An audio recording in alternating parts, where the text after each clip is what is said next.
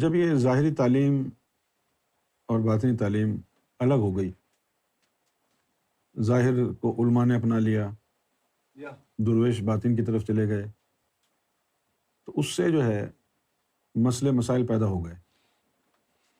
اگر دونوں علم یکجا رہتے تو پھر کوئی ڈبہ پیر نہ بنتا۔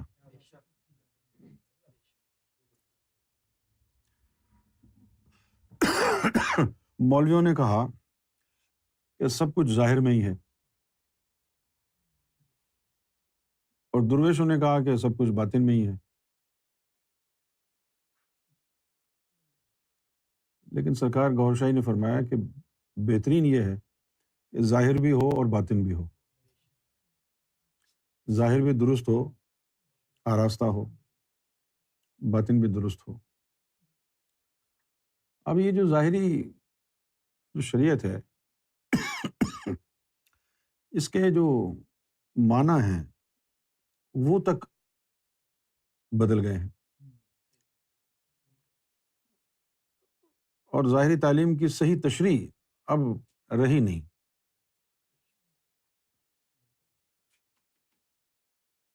ظاہری تعلیم میں اب بس وہ رہ گیا ہے جو ظاہری طور پر لوگوں کو نظر آئے، جیسے کہ آپ کے کپڑے ہیں یہ نظر آتے ہیں تو اس پہ زور دیا ہے، آپ کی داڑھی ہے وہ نظر آتی ہے اس پہ زور دیا ہے،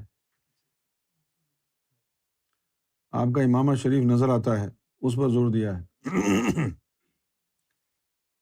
لیکن وہ جو کردار کی بات ہے وہ نہیں رہی۔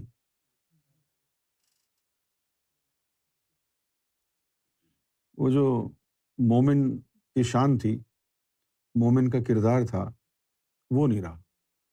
وہ کیوں نہیں رہا؟ کمرے میں اگر ہیٹر کام کرے گا تو ٹھنڈ نہیں لگے گی، کمرہ گرم ہو جائے گا۔ اور اگر ہیٹر خراب ہو گیا، لگا ہوا تو ہے لیکن اگر خراب ہو گیا تو پھر کمرہ ٹھنڈا رہے گا۔ جب کوئی کمرے میں آئے گا اسے ٹھنڈ لگے گی تو پھر اس کو جو ہے یہ پتہ چلے گا کہ یار شاید ہیٹر خراب ہے نا۔ جو کمرے میں آیا ہی نہیں اس کو کیسے پتہ چلے گا کہ ہیٹر خراب ہے؟ کمرے میں آیا ہی نہیں تو کیسے پتہ چلے گا ہیٹر خراب ہو گیا ہے؟ سب سے بڑا جو مسئلہ ہے وہ یہ ہے، حضور نبی پاک صلی اللہ علیہ وسلم نے ارشاد فرمایا کہ جب کوئی انسان گناہ کرتا ہے تو یہ جو کرامن کاتبین ہیں یہ کتاب میں لکھ لیتے ہیں گناہ،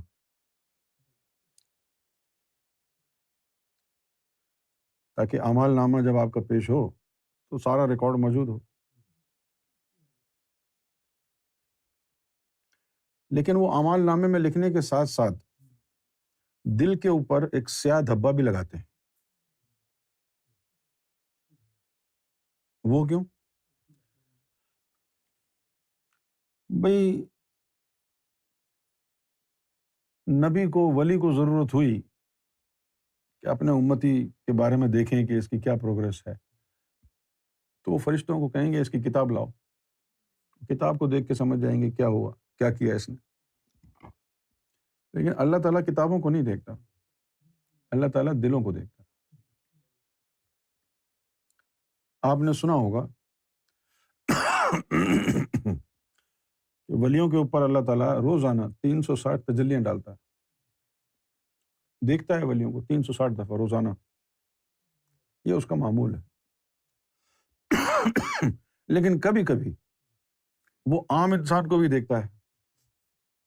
ابھی بات تجلیوں کی ہو رہی ہے، سنا ہے نا تجلیوں کا، تو 360 دفعہ تجلیاں ڈالتا ہے تو 360 دفعہ دیکھتا ہے بندے کو، ولی کو۔ لیکن کبھی کبھی وہ عام انسانوں کی طرف بھی دیکھتا ہے۔ جب عام انسانوں کی طرف دیکھتا ہے تو پھر وہ تمہاری شکلیں نہیں دیکھتا، تمہارے اعمال نہیں دیکھتا، وہ دل کو دیکھتا ہے۔ اب جب دل کی طرف نظر پڑی اور دیکھا اس میں بغض و عناد بھرا ہوا ہے، تو اللہ تعالیٰ اس سے ناراض ہو گیا.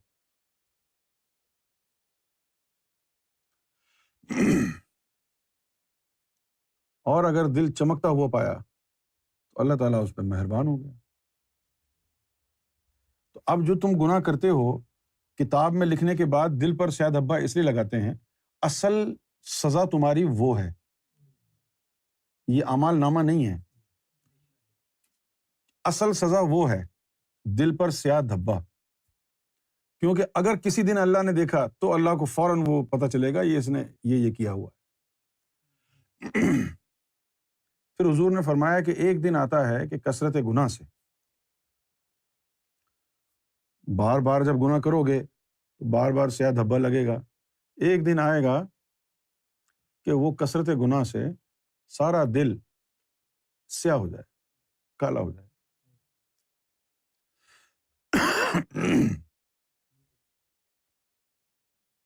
تو حضور نے فرمایا کہ جب دل کالا ہو جائے تو پھر بندے کے اوپر نصیحت اثر نہیں کرتی. دیکھو نا، اب سب کو پتا ہے نا کہ تم نے ایک دن مرنا ہے، قبر میں جانا ہے نا. تو پھر اس کے باوجود بھی فراڈ بھی کرتے ہو، جھوٹ بھی بولتے ہو، غیبتیں بھی کرتے ہو، بہتان بھی لگاتے ہو. ایسا لگتا نہیں کہ تمہارے اوپر اثر نہیں ہو رہا کہ تمہیں مرنا بھی ہے، حساب کتاب بھی دینا ہے. تو وہ دل کی سیاہی کی وجہ سے انسان کے اوپر پھر اثر نہیں ہوتا ہے. اس کو کہتے ہیں کہ جیسے یہ بے حس ہو گیا ہے، ضمیر اس کا مر گیا ہے. اور جب انسان کا دل پاک صاف ہو جائے تو چھوٹے سے چھوٹا گناہ بھی اس سے ہو جائے نا تو وہ بڑا پریشان ہوتا ہے، بڑی پریشانی اس کو ہوتی ہے کہ یار یہ مجھ سے کیا ہو گیا. اس لیے کہ اس کے اوپر اثر ہو رہا ہے. اس وقت دنیا کا تمام مذاہب کا مسئلہ یہی ہے. آج کل کے لوگ کسی بھی دھرم کے ہوں، کسی بھی مذہب کے ہوں، ان کا مسئلہ صرف یہی ہے کہ ان کے دل سیاہ ہو گئے ہیں، دل کالے ہو گئے ہیں، اب ان پر دین کی باتوں کا اثر نہیں. اور جو علماء ہیں وہ ان بنیادی نکات کو اجاگر نہیں کرتے اور نہ شاید ان کو خود سمجھ میں آتا ہے. قرآن نے تو بڑی سخت شرط رکھی ہے کسی عالم کی پیروی کرنے کے لیے. قرآن نے کہا ہے کہ لا تطع من اغفلنا قلبہ عن ذکرنا، ایسے لوگوں کی پیروی مت کرو، اطاعت مت کرو جن کے قلب کو ہم نے اپنے ذکر سے غافل کر رکھا. کیونکہ اگر اس کے دل کو ذکر سے غافل کر رکھا ہے، وہ بھی بے حس ہے، دین کا لبادہ اوڑھ کے وہ بھی دنیا کما رہا ہے. ایک مومن ہے جس کا دل اللہ اللہ کرتا ہے، وہ کام دھندے پر بھی ہو تو بھی عبادت ہے. اور ایک ایسا انسان ہے جس کا دل اللہ کے ذکر سے غافل ہے، وہ مسجد میں ممبر پر بیٹھ کے بھی دین کمانے کے بجائے دنیا کما رہا ہے، سیاست کر رہا ہے. ساری کی ساری جو خرابی ہے انسان کے ذہن کی، انسان کے دین کی، انسان کے کردار کی، ساری کی ساری خرابی دل سے جڑی ہوئی. نبی پاک صلی اللہ علیہ وسلم نے فرمایا کہ اے بنی آدم، تیرے جسم میں گوشت کا ایک لوتھڑا ایسا ہے کہ اگر اس کی اصلاح ہو جائے تو پورے جسم کی اصلاح ہو جاتی، اور اگر وہی فساد میں مبتلا ہو تو پورا جسم فساد میں مبتلا رہتا ہے.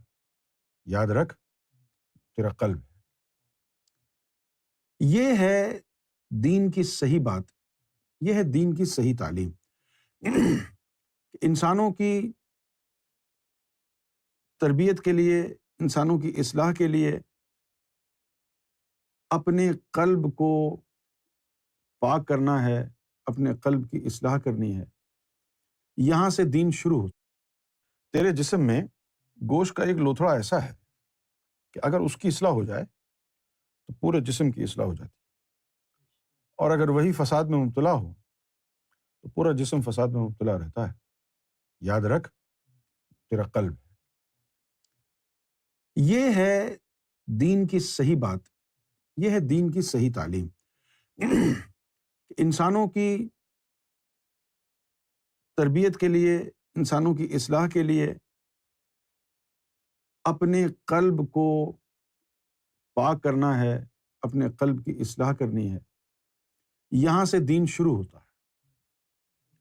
اور اگر قلب کی اصلاح کا اہتمام نہ کیا جائے تو پھر سب بیکار ہے، پھر نہ نماز کام آئے گی، نہ روزہ کام آئے گا۔ دیکھو بھائی، اگر پیٹرول ڈیزل نہ ملے تو جہاز بھی بیکار ہے، گاڑیاں بھی بیکار ہیں، گولیاں نہ ملیں تو بندوقیں بیکار ہیں، اور دل میں نور نہ ہو تو عبادتیں بیکار ہیں۔ آپ کے پاس بندوق ہو اور گولی نہ ہو تو آپ سے کون ڈرے گا؟ ڈرے گا کوئی؟ ڈرے گا؟ بھائی اگر اورنگزیب نے اپنا ٹرک میں سامان بھر لیا، کیلیفورنیا جانا ہے ورجینیا سے، اور اس کو کہا جی بغیر پیٹرول کے جاؤ، وہ کیسے جائے گا پیٹرول کے؟ چلے جاؤ۔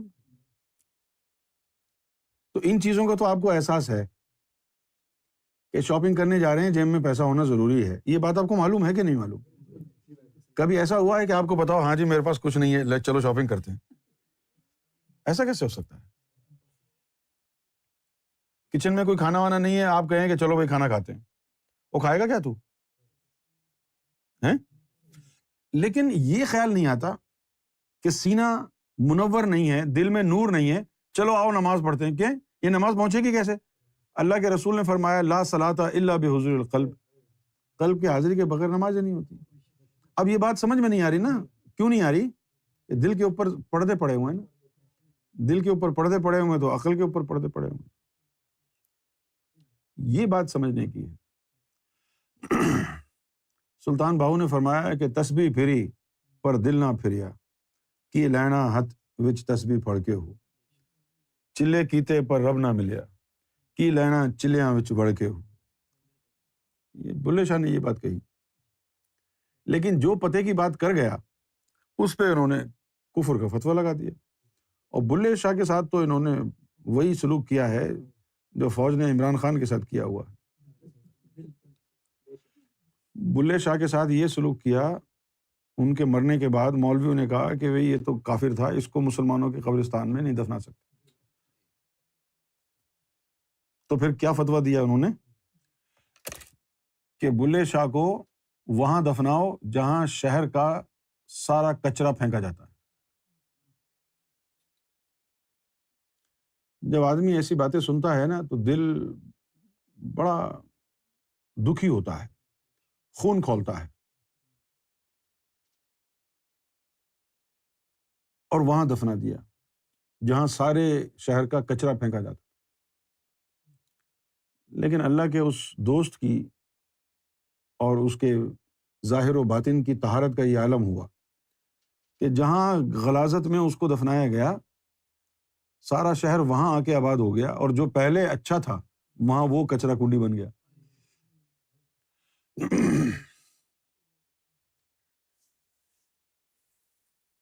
غوث پاک کے اوپر تو 500 فتوے لگائے مولویوں نے، لیکن آپ کو شاید یہ یاد نہیں ہے کہ ان مولویوں نے امام حسین کے خلاف 18,000 فتوے لگائے تھے قتل کے۔ کتنے؟ مولویوں نے کہا تھا، ورنہ یزید کی اتنی جرأت نہیں ہوتی۔